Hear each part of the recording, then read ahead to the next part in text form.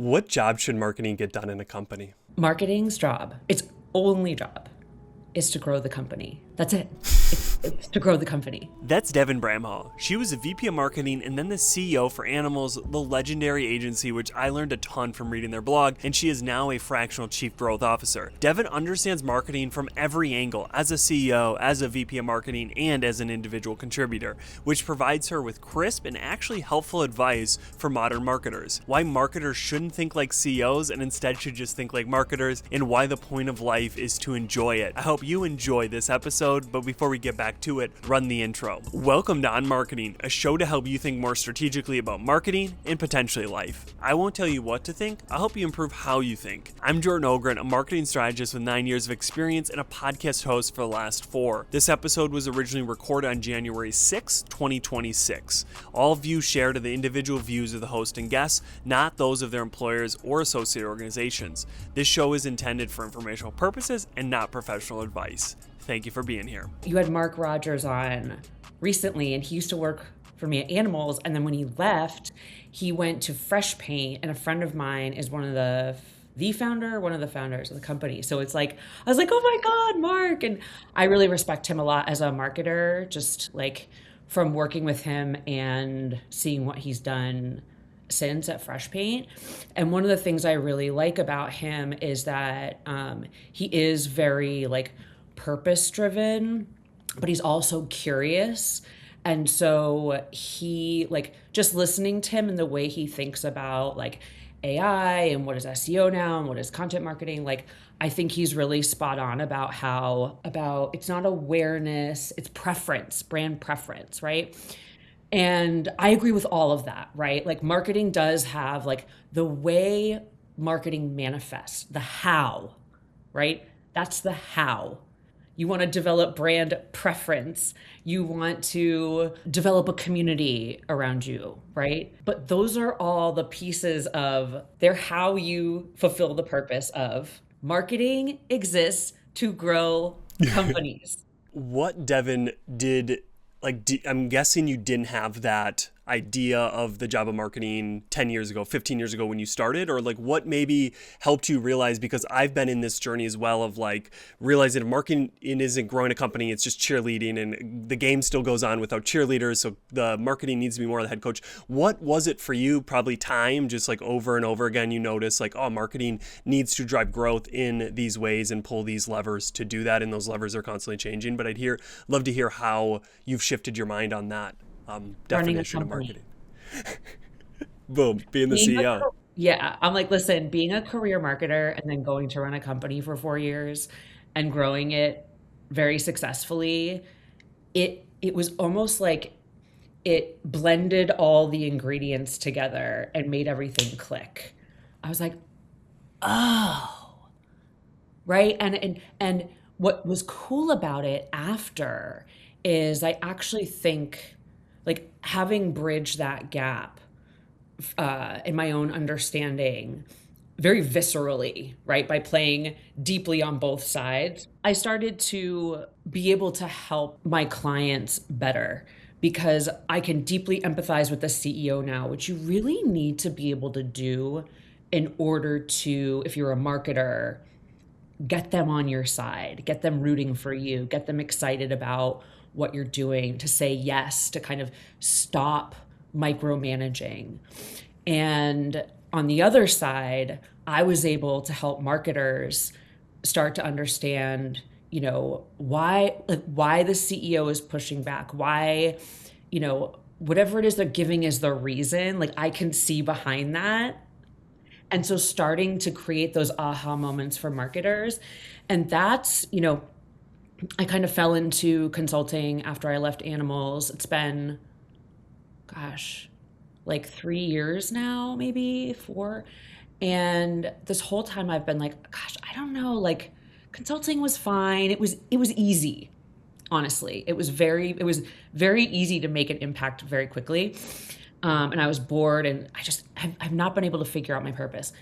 I finally pieced it together. I was like, I need to help marketers, specifically marketing leaders. Once you get to a certain level, like beyond manager, right? Your director, your VP, your head of marketing, your CMO, that's where it gets really tricky. Like that's where this problem really starts to manifest because you're the one in charge. You don't really, you don't really have anyone else to get that buy-in for you. It's on you. And I saw so many marketers asking the wrong questions, giving updates about things that even I didn't care about. I was like, so what, right? And it's not that it's not important, right? But as a CEO, I was like, this doesn't like, can you get to the point kind of? And so I'm really like, I'm so passionate about this now. I, like, this is my mission starting in 2026. And I've been thinking about it for a while. And so, I think these, along the way, I've had these like inflection points, or I've had these realizations, and finally they're all coming together. I'm like, I know what it is. I know what I need to do. I know what I need to Uh, help. I love that. I love that. Yeah, I think like being in the role of the CEO or even just being more kind of senior kind of has the ability to nudge you to think more like the CEO. And I've heard so many different ways of the best marketers think like CEOs, or Dave Gerhardt has thrown that out there. And there's all these different kind of ways about it. But I really do think one of the best ways is to become the CEO. Then all of your thinking changes of like, oh, we're not posting on social, or like, oh, we did this blog or that. You're starting to think in the bigger terms.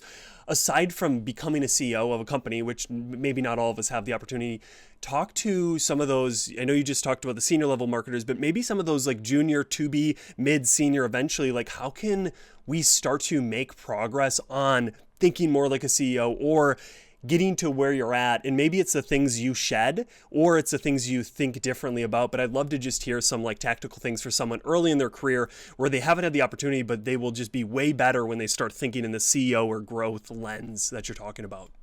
Well, I've got great news for those folks. You absolutely, like, I don't agree at all that the best marketers think like CEOs. I think that's wrong. Because if you haven't been a CEO, you can't, It's true. right? And don't try, right? Why would you try to do something that you absolutely like is impossible? I never could have thought like a CEO until I was one and I got my ass kicked, right? And so don't try. The best marketers think like marketers. And part of a marketer's job is to deeply get to know their customers. Well, guess what? Your CEO, your CFO, for some reason your CTO, because in B2B marketing, they always get involved, even though I don't know what they're doing.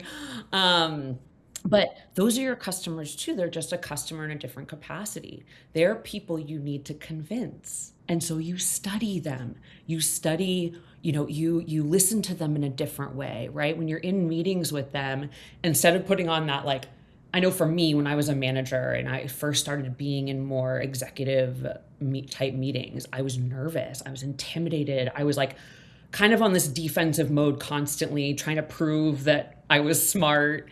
And as a result, I wasn't able to really hear everything that was going on and pick up all the signals in the room. And so, these were two of my values that I set when I ran Animalz, and I swear, like, I live my entire life by them now, and it's curiosity and bravery. And I think, if you're if you're a marketer and you're sort of, you're, even if you're interested in maybe like, moving up. I never wanted to be a CMO. P.S. I've actually never technically been one.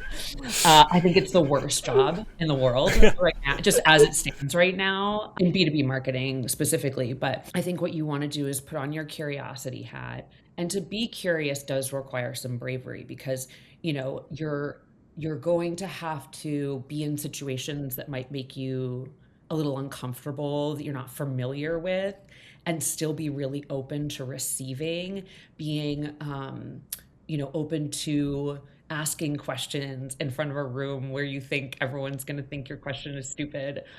P.S. I've got good news on that too. The higher up you get in your role, like the more senior you are, the more basic your questions get. I'm like, what? Half the time when I'm talking to my CEO clients, I'm like, what are you saying? Like jargon, and I'm just like, what? Like, what literally do you want? Like, give me a number, give me a. And so, I think that's really it, is like think like a marketer and do your research. And the best way that I found to do research is having a mindset and sort of like a mode of operations of like curiosity and bravery. The bravery makes sure I don't get too comfortable and stay in one place. And it kind of forces me to get outside my comfort zone. Curiosity helps me receive. And what you do with that information as a marketer, thinking like a marketer, is you figure out how to get your way, right? Literally, marketing is just a big exercise in manipulation. And so it's like, okay, I want X, right? I want to get this strategy approved. I want this much in budget, right? And you're like, who do I have to convince to get it? Who matters? Oh, I want the CEO. Okay, well, I'm never going to get the CEO if I don't get the head of product who isn't even in these meetings, but is their best friend. And they were like, whatever. And start to tackle it like a marketer. What's the campaign you're going to run? How are you going to do it? So I love that's that my push. advice. Yeah. I love that pushback, Devin. I would add courage instead of bravery just because I love the CCs. So you would have kind of curiosity, courage. And then I think that usually leads you to have a somewhat contrarian stance. And contrarianism has taken its own wings and flown to this place of like devil's advocacy. But Naval Ravikant, who's this VC angel fund person, he talks about contrarianism as really just building from first principles, which is funny because most times when you build from first principles, you actually land so differently than someone building from third principles or four. Like, we're going to do a podcast, and then the question is, why are we launching a podcast versus building from first principles? So my question, though, because I like your pushback on like marketers think like marketers, but I've been in so many meetings with marketers, and almost the marketing word now is less of this curiosity around what is in the word market or is in the market, but it's more on like tactics and doing stuff. And so many times, like, people will jump to a tactic, and then in my mind, I'm like, but who is it for? What do they want and all that? How do you be more curious? I guess like maybe it's just the worlds that I circle in that I don't think currently the term marketer, people think of like, oh, defining the market of who we play in, being curious about those people, and then also being curious to your point about the organizational dynamics of the people within it and all that. I don't see that a lot in marketers. So like, while I think I like your idea of marketers think like marketers, like the term marketing is like different than what we're talking about, Alba. I don't know. Like, what are your kind of No, you're riff spot on on. that? You're spot on. And some of this is a product of B2B marketing specifically. B2B marketing is light years behind marketing in general. Like, if you go to more like enterprise style companies, like there is more of a business bent on marketing, which can be kind of boring too. So I'm not saying one is better than the other, but I agree with you that specifically in B2B marketing, it's kind of like this, they're either speaking deeply about like the tactics or like kind of what they're going to do and how they're going to do it rather than outcomes. That was my something that I really evangelized at Animalz. I said, when you're talking to your clients, it's not about articles, it's about outcomes, right? That's what you're delivering. And the more I kind of dug into that over the years myself, the more I realized that marketers are business strategists if you let them. And to your point, they're not even trying right now. And I think part of that is due to this like content marketing kind of took over everybody's idea of marketing in B2B. And no, right? Like, that's not all there is. And I think the folks doing content marketing became a bit precious about it. And there was a lot of like, no, this is wrong and this is right and this is bad. Like, when I heard Mark talking about, he was talking about something in SEO and he was like, oh, people are going to come after me for this. I'm like, exactly. Like, that's the mindset that created this place where marketers are like, no, I am morally in this camp. I don't agree. And what it did is it pit them against leadership. But if you're thinking, if you're a marketer, your job is to grow the company, right? Then you're a business strategist then.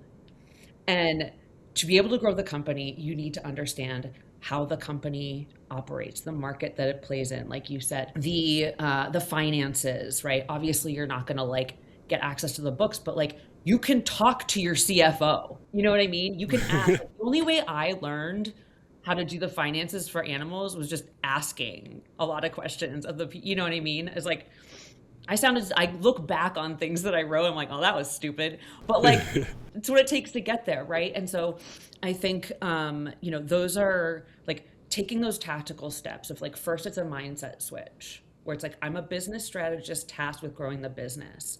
The lane through which I grow the business is through marketing. Marketing can mean anything. Like, why? And this is why I'm totally favoring Mark right now, but like I listened to it the other day and I was like, yes, Mark, yes. Like it's not marketing isn't just blog post, social distribution, like it's it can be anything you want it to be if it works and bringing your customers to you in the right way, right? And within the budget, right? Within the cost of like, whatever your CAC is, or, and I think that like marketers in general, to be able to do this job, like truly become business strategists, they need to clear all of their understanding of what marketing is, all of their understanding about what sales is and customer success. Just get rid of them. Just stop thinking about it. You come into a company, you're tasked with a job. Now, lower when you're at levels when you're still like manager, kind of individual contributor, usually you're in a focus area, right? Where it's like you've been hired to do content. I was a content marketer for most of my career, and I did events, I did partnerships, and these weren't other people's ideas that were put on me. I was like, hey, this would fast track us to our goal. Hey, I don't have to write all these blog posts if I do this, right? And that's when you start to get to real strategy. Strategy isn't putting together a plan of blog posts you're going to write or what. No, strategy is finding the shortest distance between where you are and where you want to be, ideally the cheapest way too, right? It's like that's true strategy, because you're working. A plan is just, if I want to go shopping today, like, and I need to run errands. I know where I have to go. I'm able to get there. It's just about like, what order do I go in? That's a plan. A strategy is like, you're working against constraints. Okay, I need to, put together X type of marketing strategy. Okay, what is all the information I have surrounding this? Well, this is my budget, and it's not enough to do, a full content program the way I want to do it. I have to convince the CEO, and I really want the like, whatever, design lead or something, because like I need them for a few, right? You're like, okay, I really don't, they're not giving me a lot of time to do this. And so even though I'm used to doing content this way, I really need to figure out how to get there faster.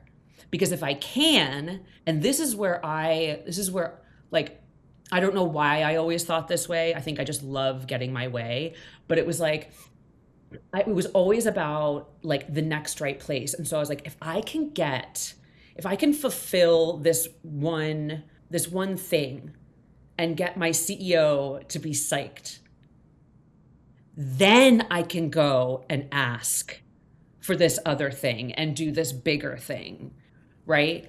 That's a strategic mindset. And that's someone who doesn't get mad about their constraints and frustrated and like, this is wrong and right.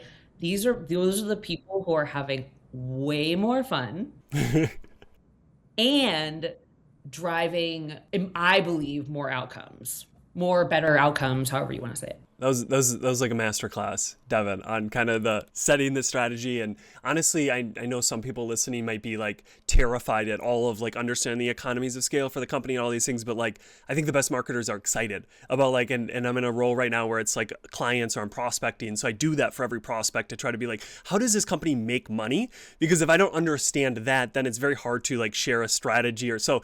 I love that. And I think there's probably so much more. Devin has a book. She's on LinkedIn if you want to like hear more, because I was kind of excited, and I know I could talk to you probably forever about marketing strategy. This now, so this goes back to, it's something that I was like, this is part of what I'm going to be teaching. So like, I have a course that I'm going to roll out on Maven. I'm starting a newsletter. Like this is kind of my passion. So like, There will be much more on this in great detail in the book. Well, the energy and excitement is tangible in your voice, Devin. I love it. So now I think, though, I'm ready to kind of shift to more of maybe the more important topic of life. Are you ready to get into that? We'll As see. ready as you'll ever We'll see. be. Yeah. So, David, just for you, not for everybody else, what is the purpose of life, or what job are you hiring life for? So, at the end of life, you look back, and if you hired it for X and you did X, you say that was a life well lived. What is your answer to that question? Before I answer, I'm really curious, like, why this question? How did you land on this? I'm just really like, it's a cool question and I like it a lot. Um, and I was listening to other folks answer on past episodes, and I was like, all I could think about was like, I wonder why this question? So first, I think I'm deeply interested and curious about spirituality, life, all of those things. So one way to improve my own approach is to hear different takes, but also I've had a few people who take more of a pleasure seeking, and that really kind of shakes me. And I'm like, oof, maybe I need more of that pleasure. And then secondly, I find a lot of our ways that we do marketing are subconsciously girded by our ways that we view life. So if I'm a scarcity mindset, I will then gate my content, not saying that you should gate or not gate, certain things should be gated, but it's just this thought process that I've ran into so many marketers where they have this like control mindset, or they view life this way, and then their marketing naturally just flows out of that, because it's very hard to believe X in our life and then do marketing in a Y way or care about others when in our life we're like solely focused on self. So that's kind of where it is derived from. I never made that connection, and that is like, sorry, I I just need hope to it's a sideline. hypothesis. Yeah, I was like, this has got no. I mean, it makes perfect sense when you say it. Yet, I never made that connection. So that's really cool. Okay, purpose of so my purpose. What is the job of life? Job of life Yeah, what are you hiring life for? to have a good time.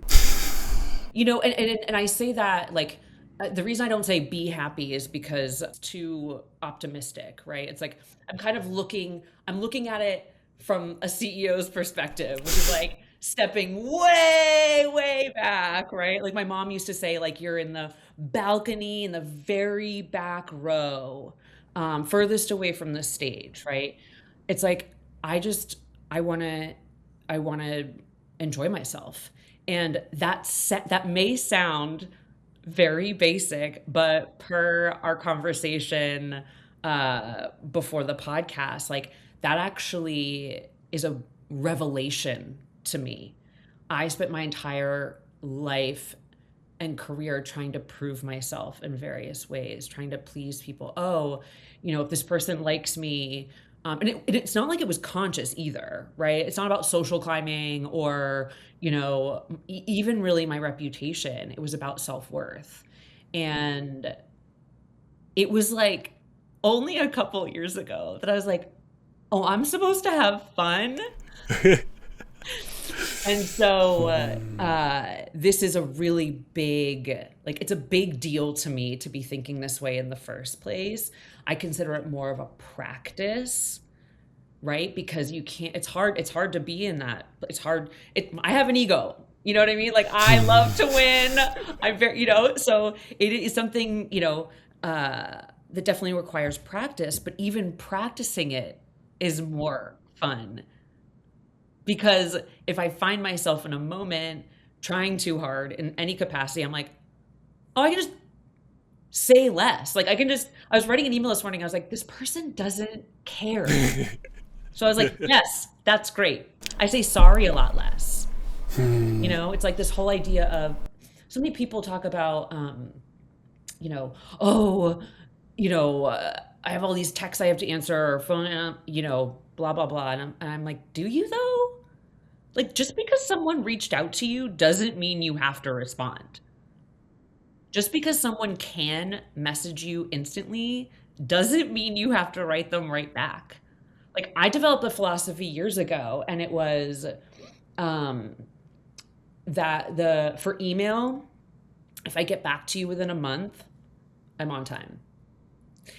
For text, if I get back to you within, I think it was like a week, I'm on time, which means that any time in those periods for either, I don't say sorry. Great to hear from you. Nobody said. Nobody said.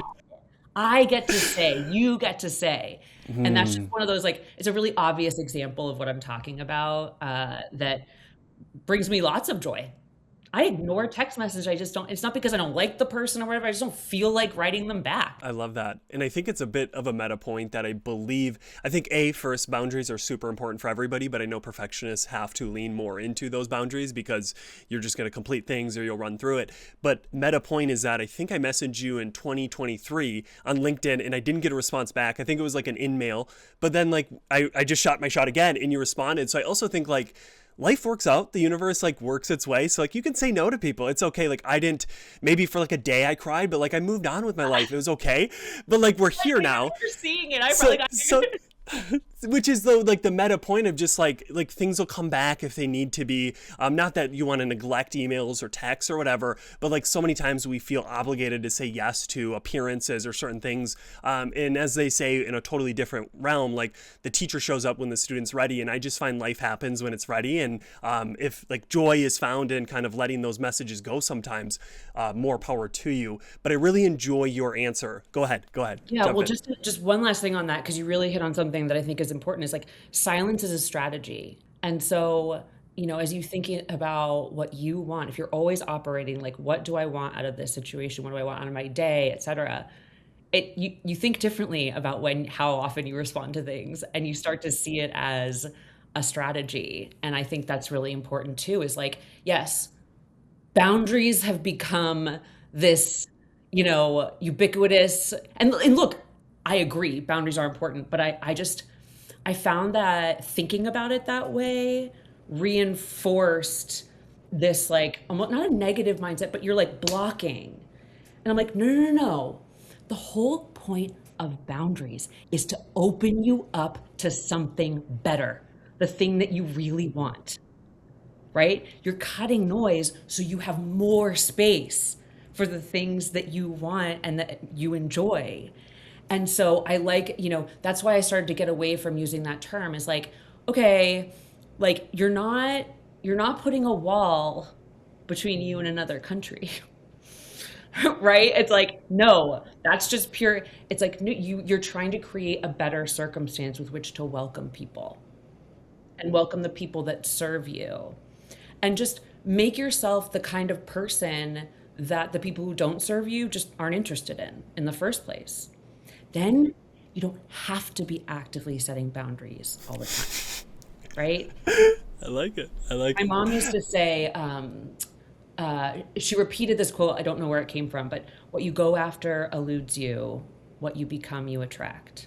And that's my, modus operandi. I'm a pretty pragmatic person where I land on the place of like what works for you is important. So if your language around boundaries is like net negative, then don't use that. For me, I really enjoy the kind of visual of a boundary in the sense of it's protecting my energy. I've had family members or different people close to me that are going through things, and sometimes having no boundaries essentially depletes all of your energy because you're available every moment. And if they need a ride or they need these things. So I had to learn that actually it's in honor of love and respect to that person that I'm able to say like I'm available from these times to this time, but like after that it's me and my wife, or now it's me and my child and wife. Like, so I think it's, but again, if that was like getting negative and like I'm thinking too much about it, then I would change the word to like something else. So I Well, love it's that you not mentioned that. negative. Going back to the very beginning, right?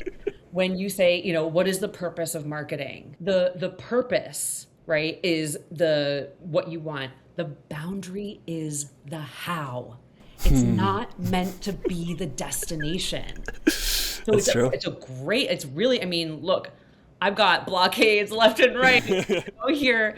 But it's not my end goal. And that's the differentiation I make, is like, no, your goal isn't to have boundaries. Your goal is to have so much space to fill with the things that you want. I love that. I love that. And back to your initial answer for the purpose of life, I find so many times we don't feel we're worthy of joy in the moment. And I read in that book I was talking to you earlier that joy is a birthright, that we gain joy based off being alive. Like our being, not our doing, leads to joy. And I find that perfectionists or people who work hard have such a struggle, which is like super funny. Like we'll let anybody else have joy. Like, yeah, that person on the street, I want joy for them. But then for me, it's like, I only get it when I'm done with my work day, or I only get it once I edit this podcast. And it's like, why am I withholding joy from myself when it's unlimited and infinite and I get it like every second? So I love your point of like, if I'm not enjoying life, or I get to the end of it and I'm like, that was a struggle with no joy part of it, that's a sad life. And I don't care what I built or what I've achieved. I would also feel somewhat of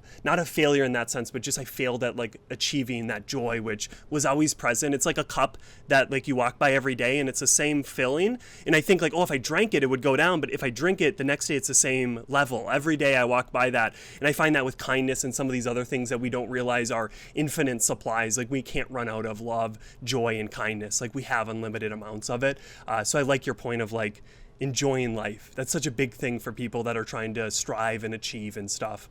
Just to accept that joy that's around us. And like it only took me until almost 40 to figure it out, and then it took me another couple of years to figure out how to start implementing it, you know. But you're absolutely right. A purpose, a life full of too much purpose is a tragedy. And that's where I was headed. You got the quotes today. I love it, Devin. All right, final question on the podcast here. There's this movie, Inception. It's about people going into the minds of other people to incept kind of nefarious ideas or dreams to then sell their company or to let somebody in. I want you to flip it more benevolent. What idea or dream would you go in the minds of every human on earth and incept? So tomorrow I wake up and the idea you incept is my own idea and I'm going to live out of it. Ooh. What idea do you incept to every human? So probably not marketing related, probably life, that tomorrow we all wake up and we have that idea, that dream, and we live out of it. And then hopefully the world is different because of that. What idea do you incept? There is no way. There's no way. There's nothing. There's things that are done repeated and over time, but we're starting to see how that works out, right? Like, there's no, and so there's no way, there's no, correct and incorrect. There's no best and worst. Most of it is just opinion and influence and the way things have always been done. And as a homeschool kid, I had this freedom to think for myself my whole life. And for a long time, I wanted to fit in. And so I was trying to learn like the way.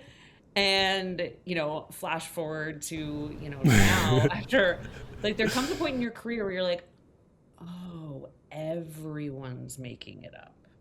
Like, everyone, no matter how powerful they are, it just made up. It's literally people giving their opinions, that person having an opinion, and then deciding to do something. That is the entire world, the whole world.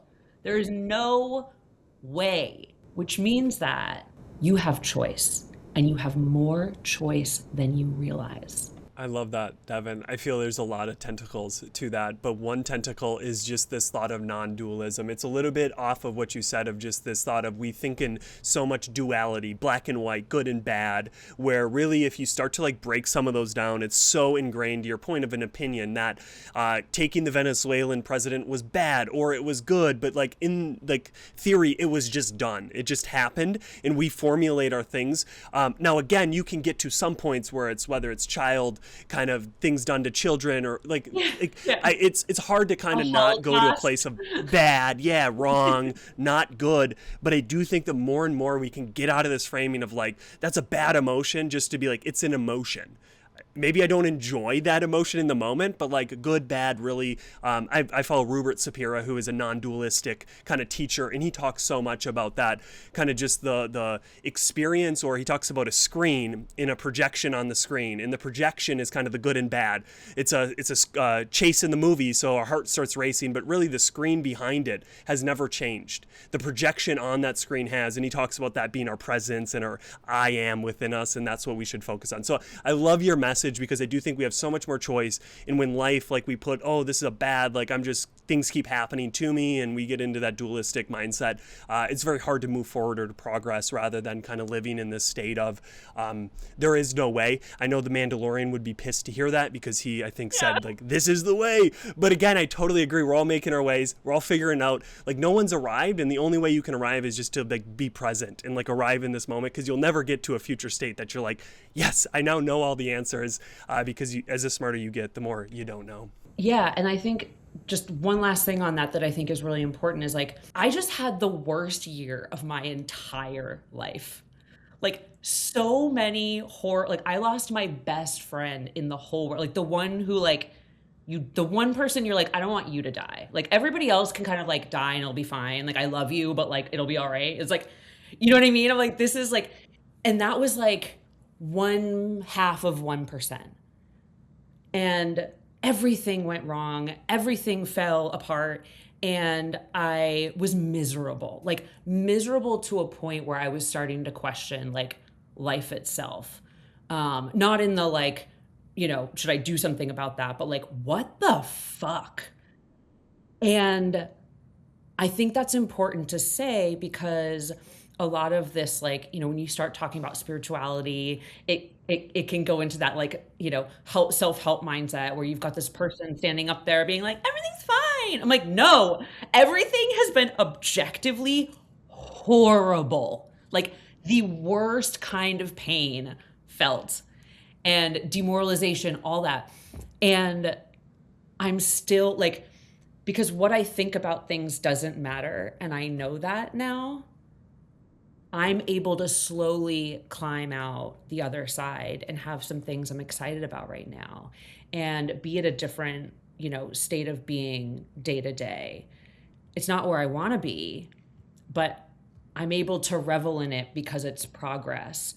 And I think that's a really important, just like last piece of this is like, this isn't something you achieve. Like, there's no gaslighting here. Like, I had to work so fucking hard with like not just no help, but the universe like actively trying to dismantle every single like positive thing I was trying to build, physical or otherwise. And I still like I kept at it and got there. And so I think that's an important reminder to people is like, yeah, you're gonna feel like it's impossible the entire time. Like you will get to this place that I got to where you have the best of intentions, you're trying so hard and you're doing everything right, and it won't work for a while still, sometimes obviously, to a point where you're like, is anything ever gonna work ever? And to your point earlier about, that mindset of like, oh, all these bad things happen to me, like that was my mindset. I was like, the universe fucking hates me. Like I remember telling my mom, I've done everything. Like, is it the universe's turn yet? Because like I have done everything I can do. And the reality was I hadn't, because I was still victimizing myself, right? I was still deciding that there was a way and the universe wasn't doing their way. It was until, right? And once I shed that, I was able to see what all that pain was teaching me, how it was literally forcing me out of this mindset my entire life of like, I will earn my worthiness. It was making me so fed up with everyone, including myself, that it forced the change. And so, this isn't one of those things that like, oh, I'm so happy my life's been so great. It's like, no, it's hard won. And that's part of the point.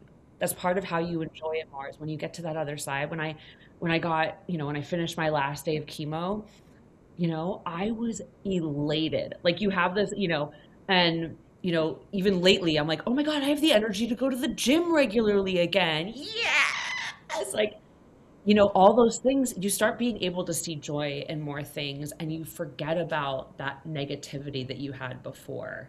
It just happened. It's what you do with it that matters. Thank you, Devin, for having the courage to share that. I do find sometimes these conversations, because we usually, I don't want to say like naturally are more performative, we're usually talking about the positives or that, but I do think what you're talking about is so true that they call it the dark night of the soul, where essentially the kind of underlying rationale of how the world works is just pulled, whether that's because, and I am more of a follower of the way of Christianity, so there's so many, the Job story, where this cause and effect of like, man, I'm doing everything for God, yet I'm being essentially by Satan, the adversary, I'm being kind of taken. My family's dying. I have rashes all over. Like none of these things are working. And clearly today we have a different perspective on maybe cause and effect. But back in the day, there was rain gods, there were sun gods. They had this very thick understanding that if I do good, God rewards me. And I think the Job story was, some people take it to be literal. I take it to be more of a once upon a time story, but it was for those people, the Israelites, to understand sometimes shit happens. And even when you worship Yahweh, your God, he doesn't give you external things, but he'll always give you the peace, the joy within to kind of go through the suffering. And I find so many times people talk about dying before you die, of how it's so important to kind of accept that death is inevitable, because your answer about enjoyment, and you were very specific about not happiness. And I think happiness can make us live a cushioned life, that we don't really care about this or that, and we keep paying to stay happy, or paying to stay kind of like we don't see what's going on in these other countries. And I find so many times that the real growth, the real progress comes when we just accept these things and realize, to your point, like that you could have one year that's just so good. You can have the next where you get cancer and a friend passes, or a child dies, and all these things. And having a 13-month-old, I've had so many moments where I'm holding her and I just go through that process of, she could die tomorrow and I need to be able to live, because she wouldn't want me to also then get to a point where I've been just with job searches or different points where, yeah, you get to the point where you question life. I've even gone far enough, because I have a history of that, of just like, I don't feel like it's worth living. And coming out of that is always a place of different insight or different understanding. So I really appreciate you sharing that, because I think to get to joy, to get to peace, it is never a really easy way, and actually taking the frictionless path leads you to happiness, but not to the deeper joy and peace in some of those things that I find life is more and more about. So thank you for sharing that. And this was a really fun conversation, Devin. I love this. I was so excited. I was like, you're asked, like, I don't know. I get so bored by questions, people ask you the same question, and you're like, oh. And I was so excited. I was like, ooh, this is going to be. So thank you so much for doing this and thinking this way, because it's been really fun for me too. So I appreciate that. And thank you, Devin, for coming on and sharing your wisdom. I know I and the 4 to 5 other listeners definitely took something away. So thank you so much. And this is the end of the podcast. What one idea or topic of conversation stood out to you today? Write it down, share it with a friend, post it on social. The main thing is take action. That's how we go from theory to mastery. We need to practice. We need to put it into practice. Thank you for listening and being here, and I hope you tune in next week.